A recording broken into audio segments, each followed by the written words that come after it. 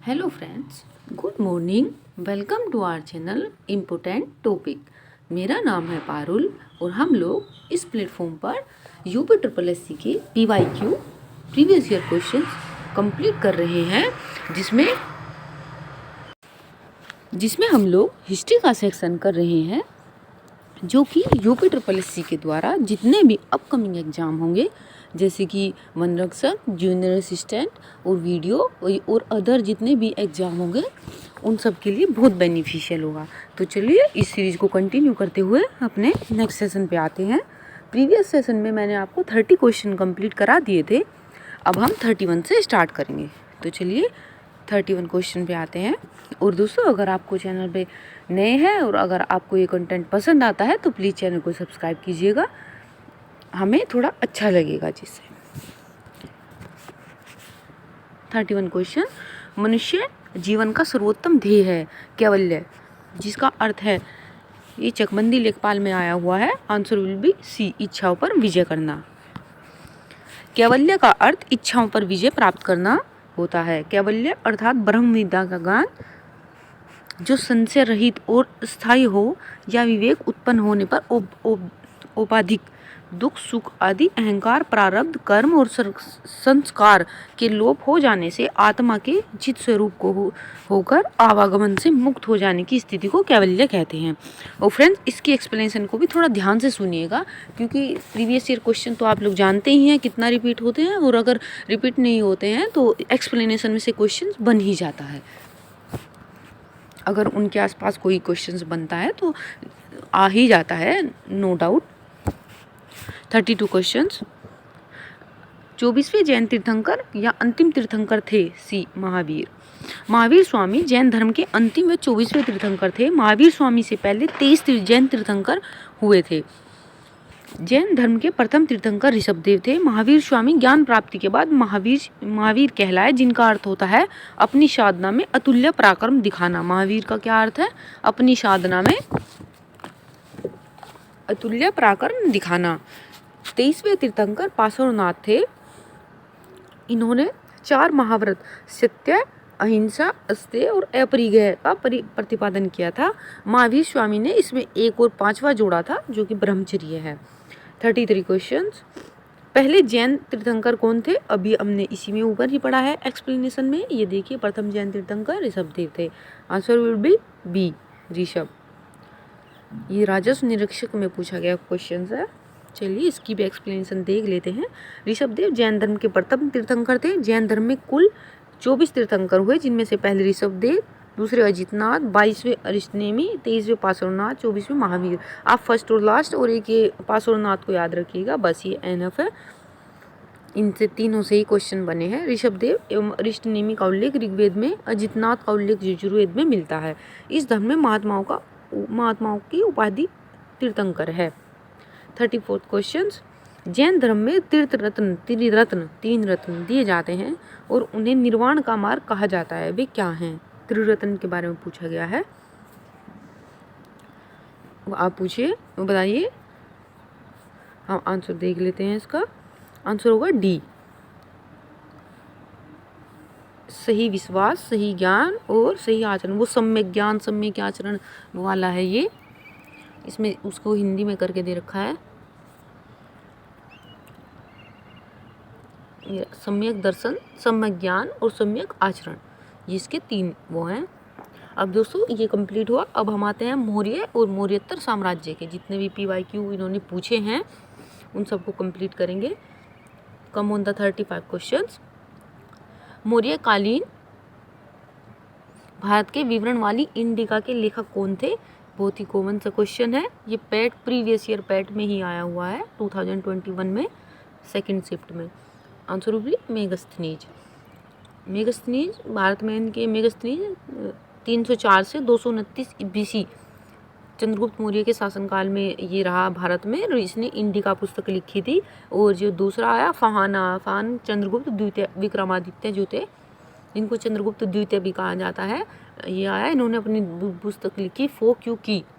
तीसरे ह्वेनसांग जो हर्षवर्धन के शासनकाल में आए। ये तीनों ही इंपॉर्टेंट है फ्रेंड्स, ये तीनों ही कहीं ना कहीं पूछ ही लिए जाते हैं।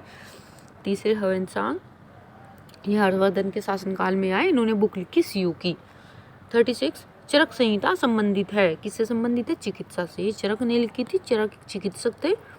और चरक किसके चिकित्सक थे? कनिष्क के। कुषाण वंश में जो कनिष्क राजा थे उनके राज दरबार में रहते थे। इनकी प्रसिद्ध रचना चरक संहिता है। इन्होंने रोगनाशक, रोग निरोधक औषधियों का उल्लेख किया है। 37 मौर्य अर्थव्यवस्था मुख्य रूप से किस पर निर्भर थी? उस टाइम तो दोस्तों कोई इस तरीके के व्यापार या फिर बिजनेस नहीं होते थे। उस टाइम तो कृषि या फिर पशुपालन। तो चलिए आंसर विल बी ए, कृषि अर्थव्यवस्था। मौर्य अर्थव्यवस्था मुख्य रूप से कृषि अर्थव्यवस्था पर निर्भर थी।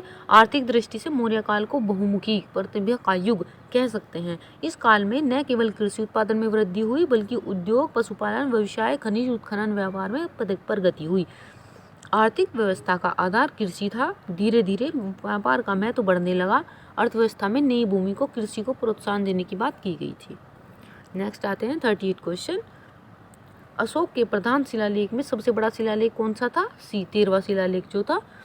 और इसी में ही दोस्तों कलिंग युद्ध का वर्णन मिलता है। ये कलिंग युद्ध का, आप मुझे बताइए कलिंग युद्ध कब हुआ था? 39 क्वेश्चन। अशोक के आक्रमण के दौरान कलिंग की राजधानी कौन सी थी? ये लेखपाल के क्वेश्चन में 2015 में जो पूछा गया था उसमें पूछा गया है डी तोसली। कलिंग, अशोक के आक्रमण के समय कलिंग की राजधानी तोसाली थी। अशोक ने अपने राज्याभिषेक के 8 वर्ष बाद 9वें वर्ष 261 ईसा में बीसी में, अभी आ गया आपका आंसर जो मैंने अभी पूछा था, 261 बीसी में कलिंग का युद्ध हुआ था। इसका उल्लेख 13वें शिलालेख में मिलता है। इस युद्ध के बाद अशोक ने धर्म विजय अपनाई थी, मतलब उन्होंने धर्म ग्रहण कर लिया था और ये युद्ध छोड़ दिए थे। 40 क्वेश्चन। देवनाम पीए किसके नाम से किसको दिया गया है? बी, अशोक को देवनाम पीए। अशोक को अभिलेखों में देवनाम प्रिय संबोधित किया गया है। भाब्रू अभिलेख में अशोक को प्रियदर्शी, देवनाम प्रिय और प्रियदर्शी, जबकि मास्की में बुद्धशाक्य कहा गया है। मास्की, गुर्जरा, नेत्तुर और उद्गोलम अभिलेख में इसका नाम अशोक मिलता है, ये भी ध्यान रखिएगा। रुद्रदामन के जूनागढ़ अभिलेख में भी अशोक का उल्लेख मिलता है। जो रुद्रदामन का जूनागढ़ अभिलेख है दोस्तों गुजरात में, वहाँ पे भी इसका उल्लेख मिलता है। 41 क्वेश्चन। निम्नलिखित में से किनके बीच तक्षशिला शहर था? तक्षशिला बताइए। आंसर विल बी ए, सिंधु और झेलम के बीच में। तक्षशिला शहर सिंधु और झेलम नदी के बीच स्थित है। यह तक्षशिला पाकिस्तान के रावलपिंडी जिले में स्थित है। सिंधु और झेलम जब भारत से जाती है पाकिस्तान में आते हैं, उनके बीच में है ये रावलपिंडी में। तक्षशिला प्राचीन काल में गांधार राज्य की राजधानी थी। रामायण के अनुसार भरत ने अपने पुत्र तक्ष के नाम पर तक्षशिला रखा था। तक्षशिला प्राचीन काल से शिक्षा के लिए विश्वविख्यात रहा है। यहाँ पर तक्षशिला विश्वविद्यालय स्थित है। 42 सम्राट अशोक का कौन सा शिलालेख कलिंग पर उसके विजय के बारे में बताता है? अभी हमने पढ़ा है 13वां, इसको एक्सप्लेन नहीं करेंगे, अभी ऊपर देख चुके हैं। 43 अशोक का सिंह चतुर्मुख स्तंभ शीर्ष में एक स्तंभ पर था। कहाँ पे? जहाँ से हमने वो हमारा नेशनल एम्बलम लिया गया है, प्रतीक चिन्ह, सारनाथ में। अशोक का सिंह चतुर्मुख स्तंभ शीर्ष सारनाथ से लिया गया है। इस स्तंभ में 4 सिंह पीठ से पीठ सटाए बैठे हैं। इसे ही भारत सरकार ने राष्ट्रीय चिन्ह स्वीकार किया है। 44 चंद्रगुप्त मौर्य के इस प्रसिद्ध राजनीतिक सलाहकार को निम्नलिखित सभी नामों से जाना जाता था। इसके अलावा किसके अलावा? समुद्रगुप्त। इनको विष्णुगुप्त, चाणक्य, कौटिल्य सब कहा जाता था। ये किसके जनक है? भारतीय राजनीति विचारों के जनक माना जाता है इनको। और विष्णुगुप्त और चाणक्य है, इनके नाम। विश्व प्रसिद्ध पुस्तक इन्होंने अर्थशास्त्र लिखी थी। मौर्य वंश की स्थापना चाणक्य का महत्वपूर्ण योगदान है, जबकि समुद्रगुप्त गुप्त साम्राज्य के महान सम्राट थे। इनको नेपोलियन भी कहा जाता था। 45 पे आते हैं। अशोक के कौन से शिलालेख में ब्राह्मी लिपि का प्रयोग नहीं हुआ है?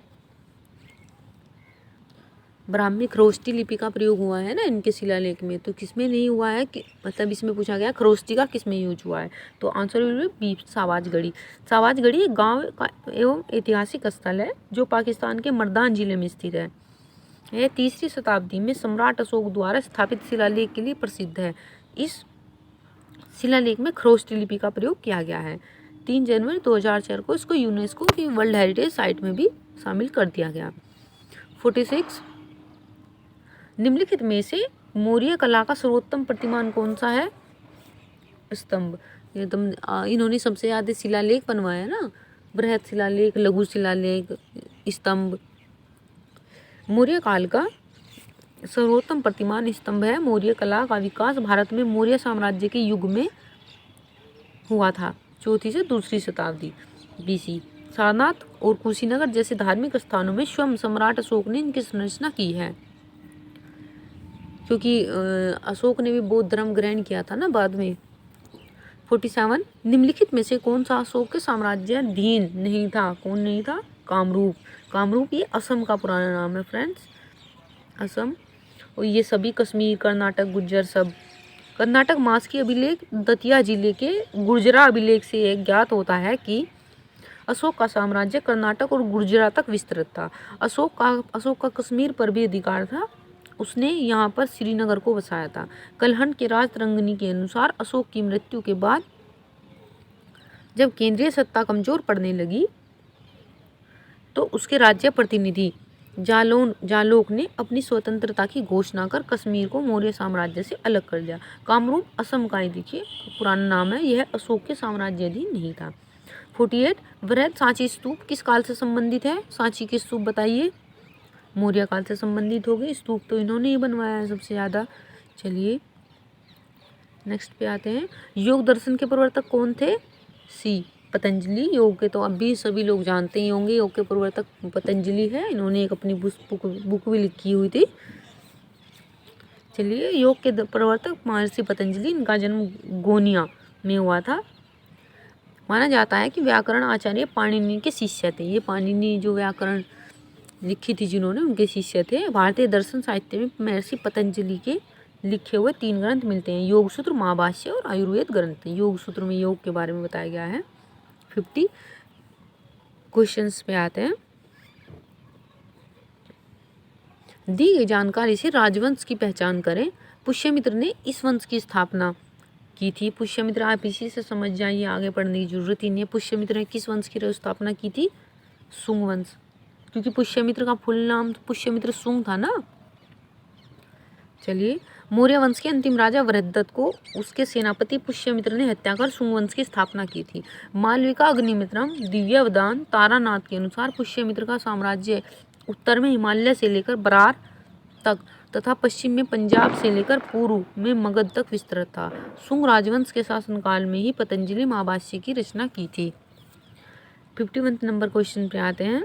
प्राचीन भारत के महान व्याकरणविद पतंजलि किसके समकालीन थे? पतंजलि बताइए किसके समकालीन थे?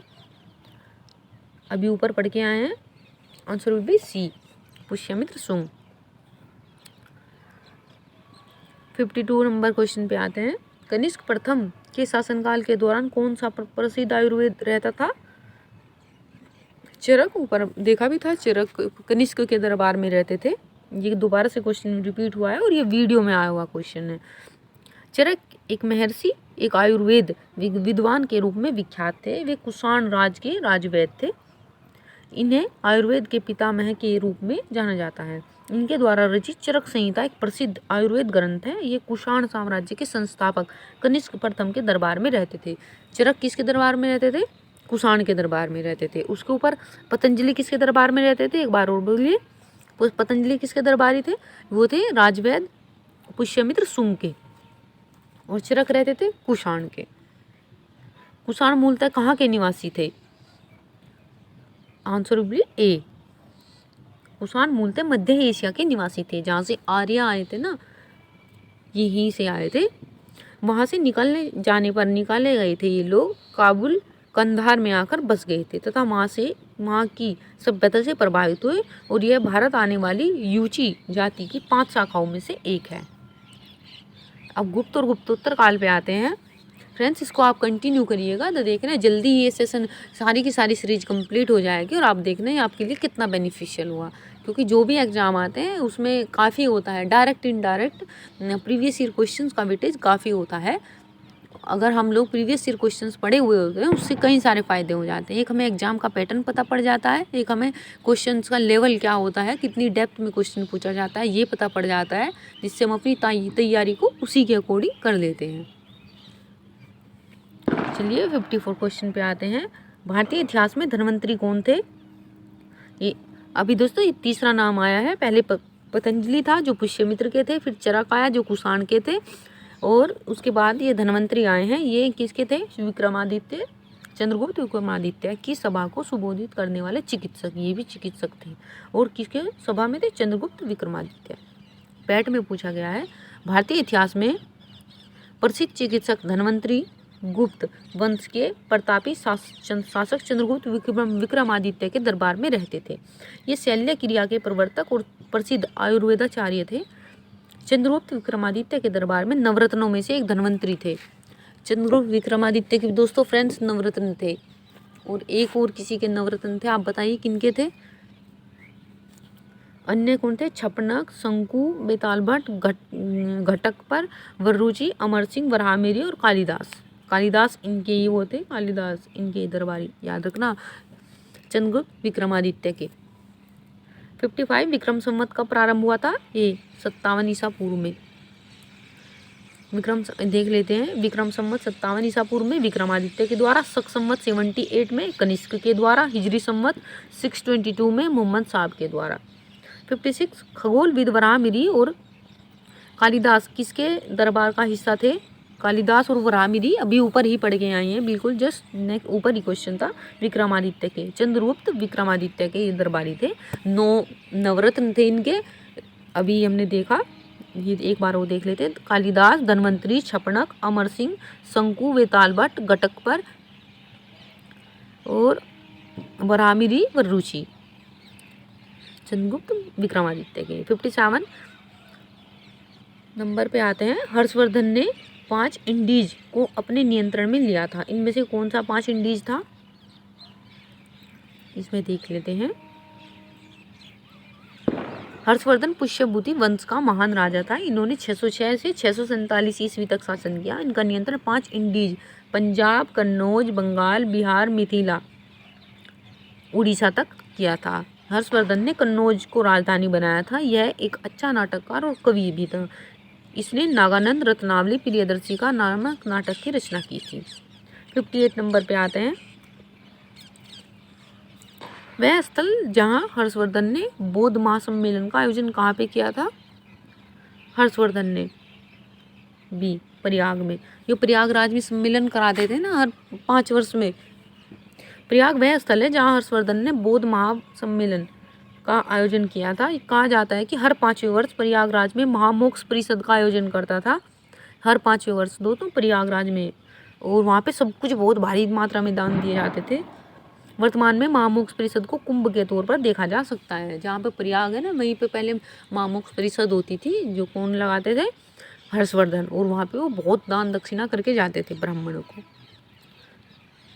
कहाँ पे फ्रेंड्स? याद रखना, प्रयागराज में हर 5वें वर्ष होता था। 59 कन्नौज से पूर्व हर्षवर्धन कहाँ का शासक था? कहाँ से शासक था? थानेश्वर। हर्षवर्धन अंतिम हिंदू सम्राट था जिसने समस्त उत्तरी भारत पर राज्य किया था। अंतिम हिंदू सम्राट, ये हर्षवर्धन हिंदू थे। उसके बाद कोई हिंदू साम्राज्य बना ही नहीं, उसके बाद तो सब मुस्लिम साम्राज्य आ गए। 606 ईस्वी में थानेश्वर के सिंहासन पर बैठा तथा बाद में कन्नौज को अपनी राजधानी बनाया। 60 नंबर क्वेश्चन पे आते हैं। गुप्त काल की प्रसिद्ध महिला शासक कौन थी?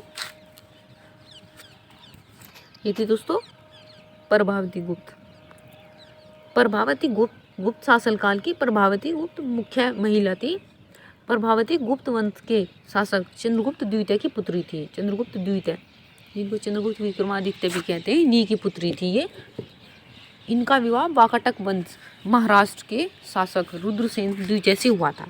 इसका प्रमाण प्रभावती गुप्त के पूना ताम्रपत्र से प्राप्त होता है। उन्होंने अपने पति रुद्रसेन द्वितीय की मृत्यु उपरांत स्वयं अपने पुत्रों की संरक्षिका बनकर शासन को संभाला था।